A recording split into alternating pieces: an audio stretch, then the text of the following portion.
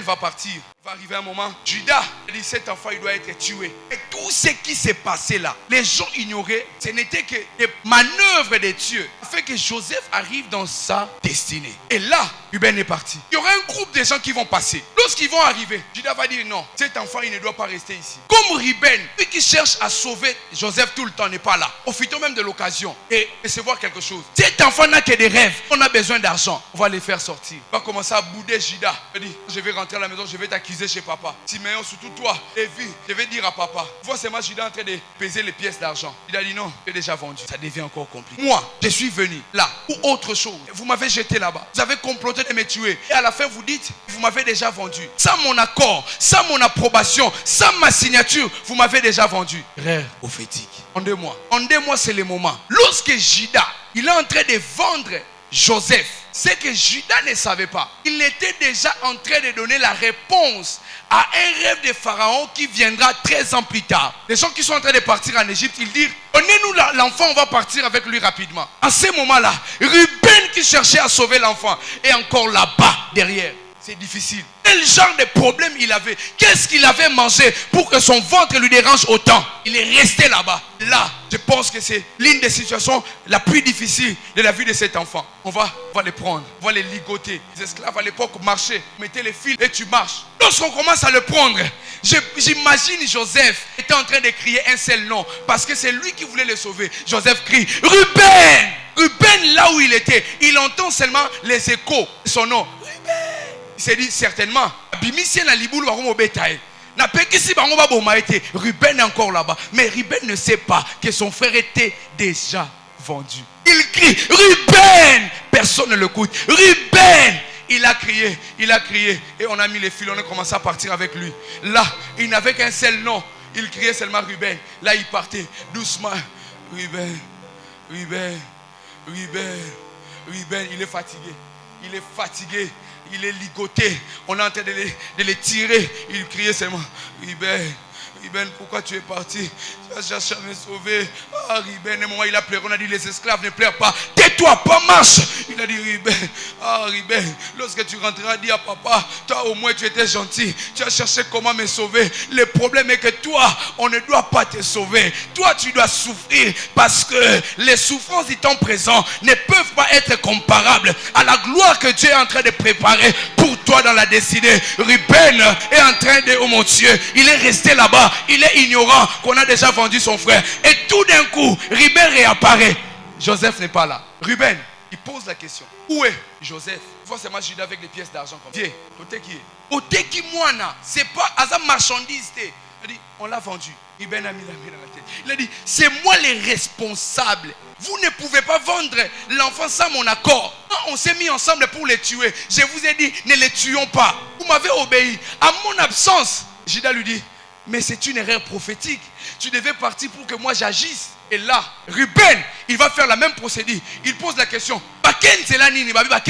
Ruben court, il ne voit personne. Il court encore, il ne voit personne. Il va commencer à crier aussi à son tour. Joseph! Et Joseph aussi entend seulement les échos. Joseph, il est en train de partir. Ruben a essayé de courir. Il a regardé. Il n'a vu personne. Ruben a pleuré. Lorsqu'il arrive, on va l'acheter. Lorsqu'on va l'acheter, les choses vont devenir très difficiles. Il va devenir un esclave. Vous connaissez très bien l'histoire. Mais la question est celle de savoir pourquoi Joseph est-il vendu par ses frères? Pourquoi vous êtes vendu par la sorcellerie? Pourquoi vous êtes vendu par les pauvres personnes qui travaillent avec vous? Pourquoi? C'est parce que vous avez une grande destinée. Il ne m'a pas donné un amen. Le problème est qu'il doit être vendu, pas parce qu'il est un esclave, parce qu'il a une grande destinée. Il arrive chez Potiphar. Il va essayer de travailler chez Potiphar. La femme de Potiphar va tomber amoureuse de Joseph. Il va chercher comment prendre et coucher avec Joseph. Joseph va fuir. Il va laisser des preuves. Et on va prendre son habit. On va l'accuser. Il sera jeté en prison. Lorsqu'il entre en prison, comme il avait l'esprit de Dieu, même la prison va changer. Il y a 2 hommes qui vont venir dans la prison. Les chefs des échansons et les chefs des panetiers. Ils vont eux tous faire les rêves. Mais c'est qu'ils ne savaient pas. Ici, quand vous avez l'autre, ils ont déjà. Il a 17 ans, ils ont déjà répertoire, il y a un rêve. Ils ont rêvé. Devant les talentueux des rêves, l'interpréter, ils sont partis. En partant, il a dit, ne m'oublie pas. Comme il avait l'habitude de pleurer, il pensait que les chansons étaient aussi comme Ruben. Il a dit, les chansons, ne m'oublie pas. On t'oublie vite. Les chansons est parti. Dans Genèse 41, verset 1er, la Bible déclare, 2 ans plus tard, Pharaon va faire un rêve. Alors, je disais au départ, lorsque Judas était en train de vendre Joseph, il était déjà en train de préparer la réponse du rêve de Pharaon qui va arriver 13 ans plus tard. Maintenant, vous m'avez compris. 13 ans plus tard, Pharaon va faire un rêve. Et maintenant, on va appeler toutes les personnes qui possèdent les capacités d'interpréter les rêves. Personne n'arrive à le faire. Mais Joseph, il avait déjà reçu les mandats, les monopoles d'interpréter les rêves. Et là, on va les chercher. On va chercher qui? C'est lui qui a été autrefois vendu à cause de ses rêves.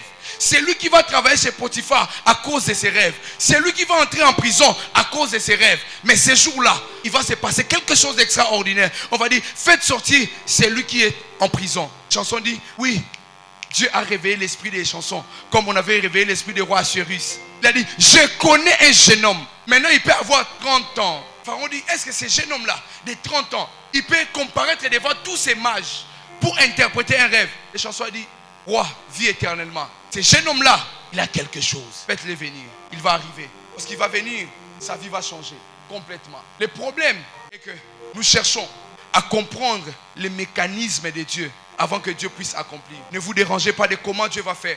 La Bible déclare, ne vous préoccupez pas de ce que vous allez manger, de ce que vous allez boire. Parce que le Dieu lui-même, il prendra soin. La Bible déclare, ne vous inquiétez de rien. En toutes choses, faites connaître vos besoins. Toi, prends seulement tes besoins. Fais connaître à Dieu. Et lui-même, il sait comment va s'en charger. La Bible déclare, recommande ton sort à l'Éternel. Mets en lui toute ta confiance et il agira. Recommande et mets la confiance. Lui, il finira par agir. Et là, Joseph, il arrive, il va interpréter les rêves. Est-ce que comme ça deuxième personnalité, il y a Mboka pour interpréter rêve. Le processus de Dieu, ce que Dieu veut faire avec vous, ça ne sera pas comme un grand scandale. Dieu ne changera pas le ciel en blé pour vous bénir. Dieu ne mettra pas un lion sur votre chemin pour que vous deveniez grand. Dieu ne changera pas la personne qui donne les visas.